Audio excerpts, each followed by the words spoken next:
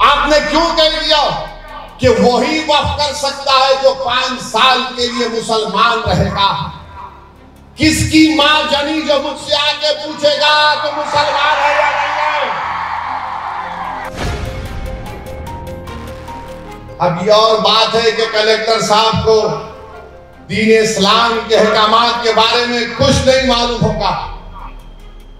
क्या कलेक्टर साहब ये तय करेंगे कि दाढ़ी मोदी के बराबर होनी चाहिए या ओवैसी के बराबर होनी चाहिए कि किसी मुसलमान है? किसी को पकड़कर पीट दिए, ये राक्षस है जो पकड़कर पीटते हैं और उससे कहेंगे कि तू JSR का नारा लगा दे। अगर वो लगा दिया तो प्रैक्टिसिंग है या नहीं? मैं महाराष्ट्र के मुख्यमंत्री जो ज्यादा ही मोहब्बत करते हैं असदुद्दीन ओवैसी से, मैं उनसे पूछना चाह रहा हूं, क्या तुम उस दौलतमंद आदमी की बिल्डिंग को हासिल करोगे जो हमारी सफों में मीर जाफर, मीर सादिक और अबू जहल और अबू लहब के जानशीन हैं? मैं तुमसे पूछ रहा हूं, क्या तुम जाकर उस बिल्डिंग को हासिल करोगे जो यतीम खाने पर बनाई गई है? मगर कानून ऐसा बना दिया गया कि जैसे ही सुप्रीम कोर्ट ने अपना फैसला सुनाया, वो शख्स सेक्शन 2C के तहत उस यतीम खाने का मुकम्मल मालिक बन गया और हम उस जायदाद को खो दिए। ये कानून बनाया गया।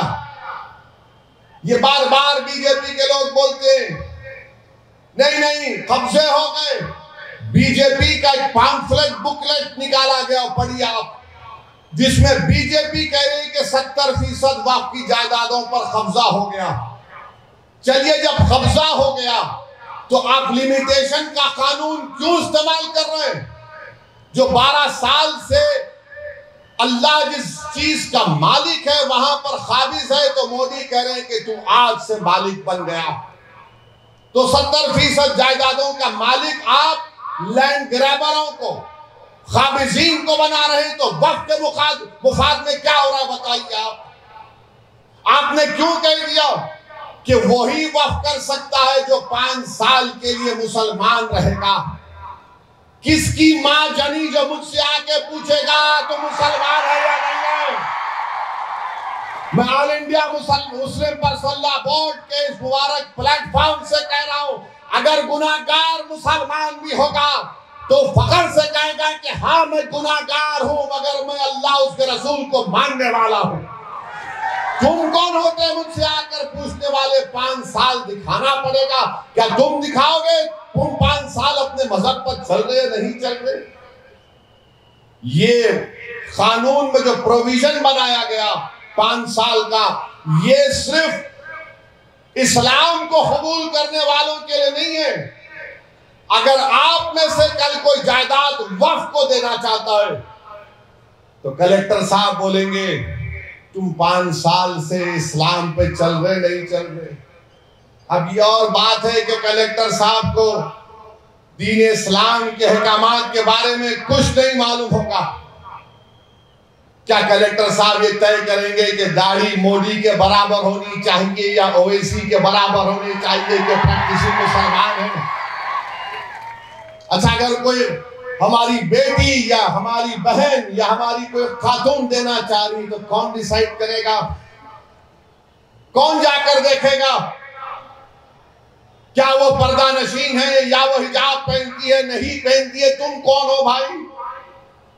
अच्छा, अगर किसी को पकड़कर पीट दिए, ये राक्षस है जो पकड़कर पीटते हैं और उससे कहेंगे कि तू JSR का नारा लगा दे। अगर वो लगा दिया तो वो प्रैक्टिसिंग है या नहीं? ये कानून क्यों बनाया गया? इसलिए कि हुकूमत तय करेगी कि आप इस्लाम पर है या नहीं। हुकूमत का क्या काम? ये तो आइन के इक्वालिटी के सेक्शन के खिलाफ है, आर्टिकल 14 के खिलाफ है, आर्टिकल 15 के खिलाफ है, आर्टिकल 25 के खिलाफ है, आर्टिकल 26 के खिलाफ है। एक मुसलमान किसी दूसरे धर्म को अपनी जायदाद दे सकता है, मगर दूसरा धर्म का आदमी मुसलमान को नहीं दे सकता। और मुसलमान अगर 5 साल किसी को दे सकता है, मगर 5 साल के बाद अगर मोदी जी बोलेंगे हाँ तुमने मेरी चाय पी, मैं तुमको मुसलमान बोलता हूं, तो जब दे सकते आप।